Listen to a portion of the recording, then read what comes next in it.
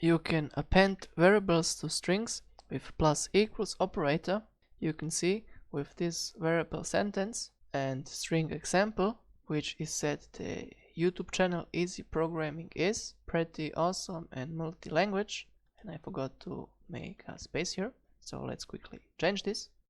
We can use the plus equals operator to connect these two strings to one, or to put the value from string example to add it on the existing value that's stored in sentence, and we can show it in the console with console.log sentence.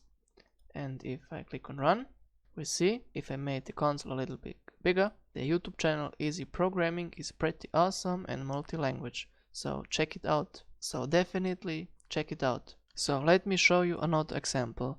We're going to say some text equals double quotation marks, and between them we say learn to code is sometimes hard, but it pays off, for example. So learn to code is, so for some text I say sometimes hard, but it pays off.